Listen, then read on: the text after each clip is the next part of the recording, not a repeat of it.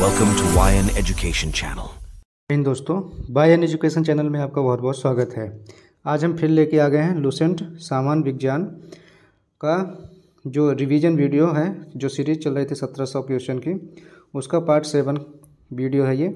इससे पहले के पार्ट यदि आपने नहीं देखे हैं तो डिस्क्रिप्शन में लिंक दिया गया है सारे वीडियो का, आप जाके क्रमशः देख सकते हैं।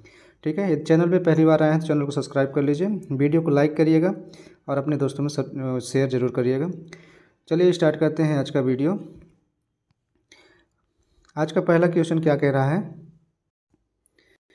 निम्नलिखित में से क्या किसी बड़े शहर की वायु को प्रदूषित करते हैं? ऐसे कौन सी वस्तुएं हैं जो बड़े शहर को प्रदूषित करती हैं, वायु के जो बड़े शहर की वायु हैं उनको प्रदूषित करती हैं? आपके ऑप्शन इस प्रकार हैं, ए तांबा, बी क्रोमियम, सी सीसा और डी कैडमियम। तो बताइए कि बड़े शहर की जो वायु है इस किसमें से प्रदूषित होती है? तो इसका सही जवाब क्या हो जाएगा? इसका सही जवाब हो जाएगा ऑप्शन सी सीसा।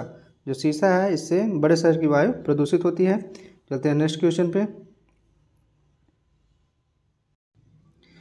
ऑटोमोबाइल एग्जॉस्ट में समाविष्ट महत्वपूर्ण तत्व कौन से हैं? जो ऑटोमोबाइल एग्जॉस्ट है उसमें कौन से तत्व समाहित होते हैं?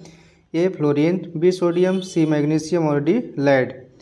तो इसका सही जवाब क्या हो जाएगा? ऑप्शन डी इसका सही जवाब हो जाएगा, लेड होता है। ठीक है, नेक्स्ट क्वेश्चन में चलते हैं। लेड पेंसिल में लेड का प्रतिशत कितना होता है? ऑप्शन है ए 0, बी 100, सी 77 और डी 65। कितने परसेंट जो लेड पेंसिल है उसमें लेड का जो योगदान कितने परसेंट होता है? तो इसका सही जवाब क्या हो जाएगा? तो इसका सही जवाब हो जाएगा ऑप्शन ए 0%। लेड 0% हो, भले नाम लेड पेंसिल है लेकिन लेड की मात्रा 0% होती है। ठीक है ना, चलते हैं नेक्स्ट क्वेश्चन। निम्नलिखित में से क्या जल में घुलनशील नहीं है? इनमें से कौन सा तत्व जो है घुलनशील नहीं है जल में? ऑप्शन है A zinc sulphate, B zinc sulphate, ये क्या है लेड सल्फेट, और B zinc sulphate, C potassium और डी सोडियम। तो क्या चीज़ है जो जल में घुलनशील नहीं होता है? इसका सही जवाब हो जाएगा ऑप्शन ए लेड सल्फेट। जो लेड सल्फेट है जल में अघुलनशील होता है, मतलब घुलता नहीं है। Next question.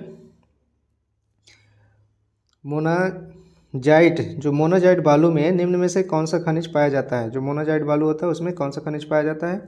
ऑप्शन है ए पोटेशियम, बी यूरेनियम, सी थ्योरियम और डी सोडियम। तो कौन सा खनिज पाया जाता है? इसका सही जवाब हो जाएगा ऑप्शन सी थ्योरियम। थोरियम जो होता है मोनोजाइट बालू में पाया जाता है। Next question. थोरियम का सबसे बड़ा भंडार कहाँ उपस्थित है?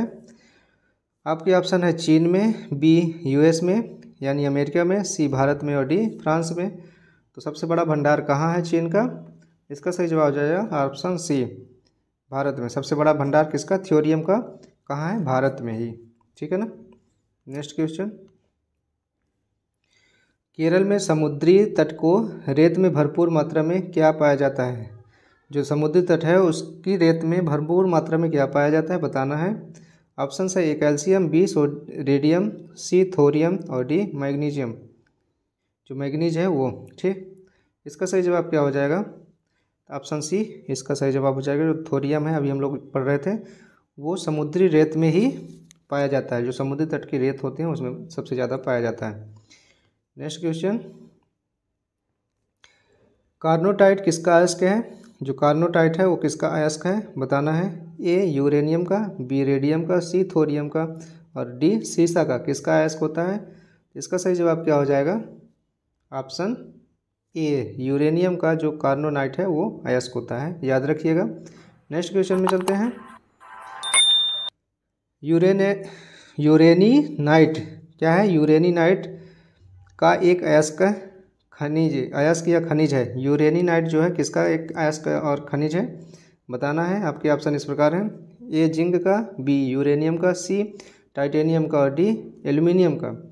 इसका सही जवाब क्या हो जाएगा? यूरेनियम। यूरेनियम इसका सही जवाब हो जाएगा, क्योंकि जो यूरेनीनाइट है यूरेनियम से मिलकर बना है, जैसे देखने में भी लग रहा है, इसलिए इसका सही जवाब ऑप्शन बी हो जाएगा। नेक्स्ट क्वेश्चन में चलते हैं। रेडियम किस खनिज से प्राप्त होता है? जो रेडियम है वो किस खनिज से प्राप्त होता है? आपके ऑप्शन है ए रूटाइल, बी हेमाटाइट, या सी चूना पत्थर, डी पिच ब्लेड। तो किससे प्राप्त होता है, इसका सही जवाब बताइए। इसका सही जवाब हो जाएगा option D pitch blade. Next question, pitch blade संबंधित है, किससे संबंधित है? पिच ब्लेड को किससे संबंधित है? ए रेडियम, बी यूरेनियम, सी थोरियम और डी प्लूटोनियम। किससे संबंधित है, जल्दी से बताना है। इसका सही जवाब हो जाएगा ऑप्शन बी यूरेनियम से संबंधित है। पिच ब्लेड जो है यूरेनियम से संबंधित है। नेक्स्ट क्वेश्चन, परमाणु रिएक्टरों में प्रयुक्त यूरेनियम का समस्थानिक है। जो परमाणु के रिएक्टर में यूरेनियम प्रयोग होता है उसका समस्थानिक क्या है? इसका सही जवाब क्या हो जाएगा? ऑप्शन है ए U-235, बी U-236, U-237 या U-232। तो सही यूरेनियम कौन सा हो जाएगा जो रिएक्टरों में प्रयोग किया जाता है? ऑप्शन ए इसका सही जवाब हो जाएगा U-235। नेक्स्ट क्वेश्चन में चलते हैं। यूरेनियम अंततः किस तत्व के स्थायी समस्थानिक में बदल जाता है? ऑप्शन है ए रेडियम, बी थोरियम, सी सीसा या डी पोलोनियम। ये यूरेनियम है अंततः जो अंत में किस तत्व के स्थायी समस्थानिक में बदल जाता है, बताना है। सही जवाब इसका क्या हो जाएगा? ऑप्शन सी सीसा में बदल जाता है लास्ट में। नेक्स्ट क्वेश्चन, निम्नलिखित में से किससे कौन सा कमरे के तापमान पर द्रव रूप में रहता है? ठीक है ना, बताना है कि जो कमरे का तापमान है उस पर द्रव अवस्था में पाए जाने वाला कौन सा तत्व है? A lithium, B sodium, C francium या डी सीरियम। तो इसका सही जवाब क्या हो जाएगा? ऑप्शन सी फ्रेंसियम, जो द्रव अवस्था में पाया जाता है कमरे के तापमान पर। नेक्स्ट क्वेश्चन, निम्नलिखित में से कौन सी अर्धचालक की भांति ट्रांजिस्टर में प्रयुक्त होती है?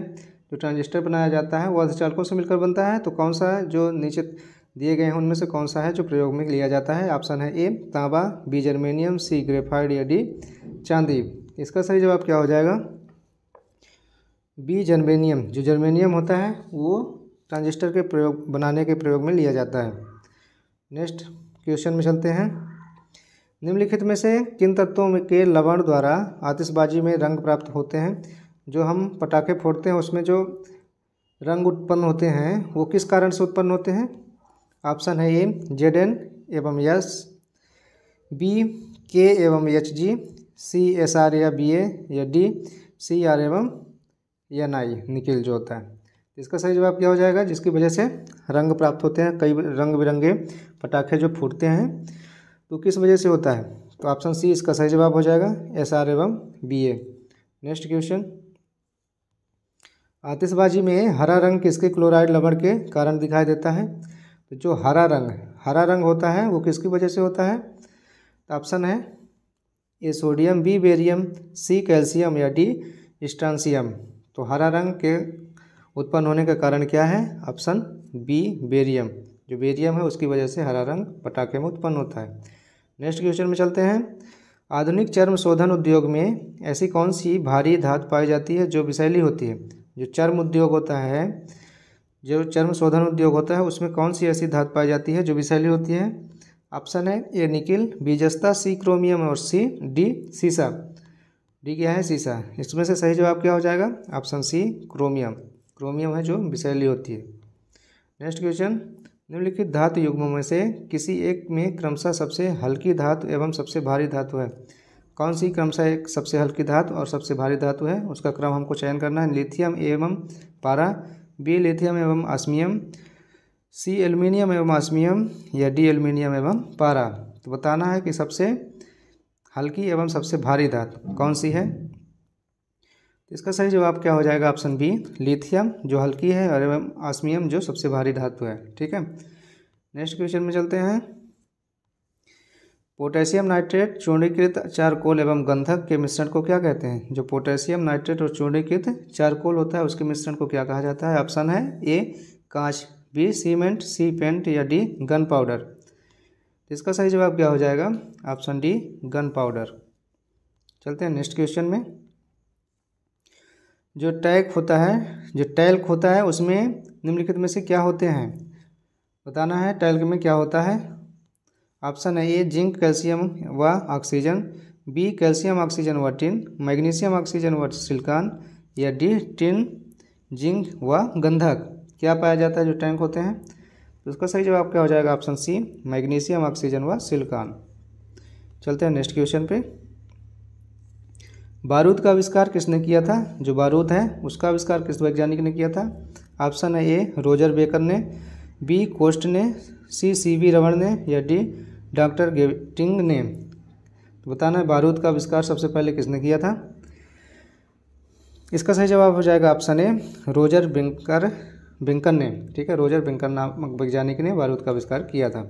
नेक्स्ट क्वेश्चन, इलेक्ट्रॉनिक सर्किट को जोड़ने के लिए प्रयोग किया जाने वाला टाँके में होते हैं, क्या होते हैं? जो टाँका जो सोल्डर होता है उसमें क्या होता है, कौन कौन सी मिश्र धातु मिश्रित होती है? ऑप्शन है ए सीसा और टिन, बी टिन और लोहा, सी तांबा और सीसा, और डी सीसा एवं एल्युमिनियम। इसको हम पहले पढ़ भी चुके हैं। इसका सही जवाब हो जाएगा ऑप्शन ए सीसा और टिन। एक विशेष अनुपात में इसकी मात्रा मिलाई जाती है। ठीक है, 60 और 40 के अनुपात में। चलते हैं नेक्स्ट क्वेश्चन पे। कौन सा तत्व धात्विक और अधात्विक दोनों रूपों में रासायनिक व्यवहार करता है? जो धात्विक भी है तब भी रसायन प्रयोग होता है, और अधात्विक रूप में भी वो रसायन में प्रयोग होता है। आपके ऑप्शन है ए जेनान, बी बोरान, सी आर्गन, और डी कार्बन। इसका सही जवाब आपको बताना है। इसका सही जवाब हो जाएगा ऑप्शन बी बोरान, जो धात्विक और अधात्विक दोनों रूपों में रासायनिक व्यवहार करता है। ठीक है, नेक्स्ट क्वेश्चन में चलते हैं। निम्नलिखित में से कौन सा सुमेलित नहीं है? यहाँ एक मिलान करना है, जैसे इसके सामने ये है तो इसमें से कौन सा एक दूसरे के सामने नहीं होना चाहिए, बताना है। तो ए ऑप्शन क्या कह रहा है? Chlorophyll magnesium, B haemoglobin iron, या सी खाने का नमक सोडियम, या डी कपड़े का धोने का सोडा जो होता है उसमें पोटेशियम होता है। बताना है इसमें से कौन सा गलत है।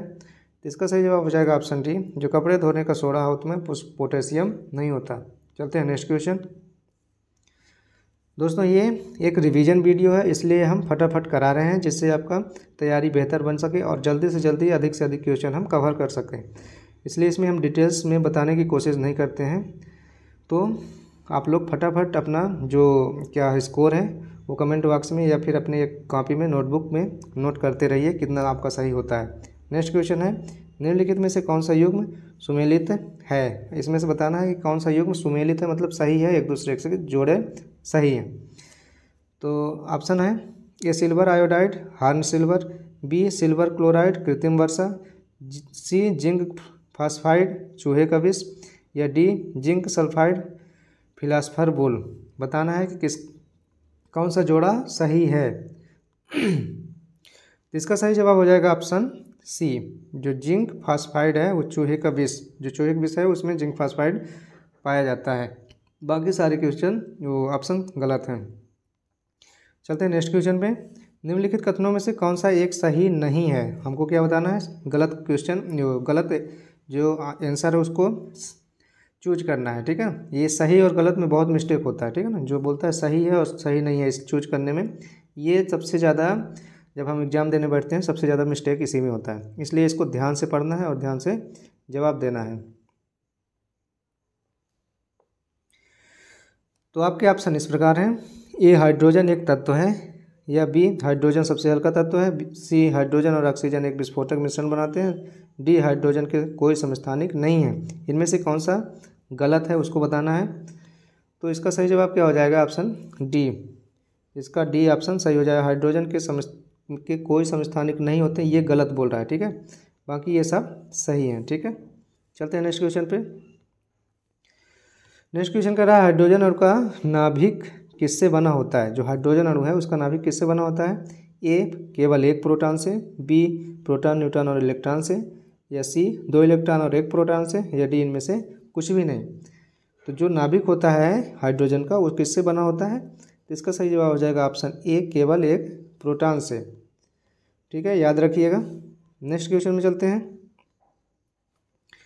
एक हाइड्रोजन एटम में कितने न्यूट्रॉन होते हैं? जो हाइड्रोजन एटम होता है तत्व होता है उसमें कितने न्यूट्रॉन होते हैं? आपके ऑप्शन एक ए नंबर है 1, बी 2, सी 3 या डी कुछ नहीं। इसका सही जवाब क्या हो जाएगा? डी नंबर इसका सही जवाब हो जाएगा, कुछ नहीं। न्यूट्रॉन कुछ भी नहीं होते, इसके पहले भी हम देख लिए कि केवल एक प्रोटॉन होता है। चलते हैं नेक्स्ट क्वेश्चन में। तनुगंधक क्या है? तनुगंधकाल की जस्ते के साथ प्रक्रिया के परिणाम स्वरूप उत्पन्न होती है। जो तनुगंधकाल होता है उसका यदि हम जस्ते के साथ क्रिया कराते हैं तो क्या उत्पन्न होता है बताना है। ऑप्शन है A hydrogen sulphide, option B sulphur dioxide, C sulphur trioxide या डी हाइड्रोजन। तो इसका सही जवाब क्या हो जाएगा? ऑप्शन डी हाइड्रोजन जो है इसका सही जवाब हो जाएगा। परिणाम स्वरूप क्या प्राप्त होगा? हाइड्रोजन प्राप्त होगा। नेक्स्ट क्वेश्चन में चलते हैं। जब एक क्षार धातु जल से अपक्रिया करती है, किससे? जल से अपक्रिया करती है क्षार धातु, तो कौन सी गैस उत्पन्न होती है? जो क्षार धातुएं हैं ये जल से अपक्रिया करेंगी तो ऑप्शन है A hydrogen, B oxygen, C hydrogen peroxide या डी ओजोन। तो कौन सा गैस उत्पन्न होगा बताना है। ऑप्शन ए इसका सही जवाब हो जाएगा। हाइड्रोजन गैस उत्पन्न होगा जब कोई क्षार किससे अपक्रिया करेगी? जल से अपक्रिया करेगी। तो नेक्स्ट क्वेश्चन, हाइड्रोजन को जलाने पर क्या बनेगा? यदि हम हाइड्रोजन को जलाते हैं तो क्या हमको प्राप्त होता है? ऑप्शन है ए ऑक्सीजन, बी राख, सी मिट्टी या डी पानी। हाइड्रोजन को जलाने से क्या बनता है? ये बहुत इंपॉर्टेंट क्वेश्चन है। ऑप्शन डी इसका सही जवाब हो जाएगा, पानी बनता है। ठीक है, ऑप्शन डी सही जवाब हो जाएगा। चलते हैं नेक्स्ट क्वेश्चन पे।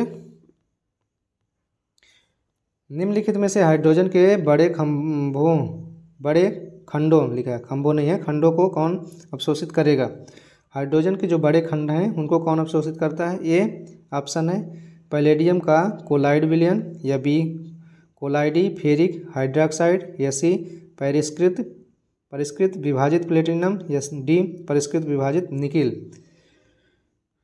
तो कौन हाइड्रोजन के बड़े खंडों को अवशोषित करेगा? तो इसका सही जवाब हो जाएगा ऑप्शन ए पैलेडियम का कोलाइडी विलयन। नेक्स्ट क्वेश्चन, खाना पकाने का जो तेल होता है वो वनस्पति घी में किस प्रक्रिया द्वारा बदला जाता है? जो खाना पकाने का तेल होता है, जो कड़ू का तेल हम बोलते हैं, उसको वनस्पति घी में किस प्रक्रिया द्वारा बदला जाता है? ऑप्शंस है ए क्रिस्टल द्वारा, बी ऑक्सीकरण द्वारा, सी हाइड्रोजनीकरण द्वारा या डी संघनन द्वारा। तो इसका सही जवाब हो जाएगा क्या? ऑप्शन सी हाइड्रोजनीकरण द्वारा। हाइड्रोजनीकरण द्वारा जो खाना पकाने का तेल है उसको वनस्पति घी में बदल दिया जाता है। नेक्स्ट क्वेश्चन, वनस्पति तेल से वनस्पति घी बनाने में प्रयुक्त होने वाली गैस कौन सी है? यदि हम तेल जो है हमारा खाने का उसको हम वनस्पति घी बना रहे हैं तो उसमें कौन सी प्रक्रिया होती है? ऑप्शन है ए हाइड्रोजन। उस प्रक्रिया में कौन सी गैस हम प्रयोग में लेते हैं वो बताना है, ठीक है ना। ए है hydrogen, B oxygen, C nitrogen या डी कार्बन डाइऑक्साइड, और इसमें ई भी ऑप्शन है, इनमें से कोई नहीं या उपरोक्त में से एक से अधिक। तो इसका सही जवाब क्या हो जाएगा? Option A hydrogen. जो हाइड्रोजन गैस है वो प्रयोग में ली जाती है, अभी उसके ऊपर हम लोग पढ़े भी थे।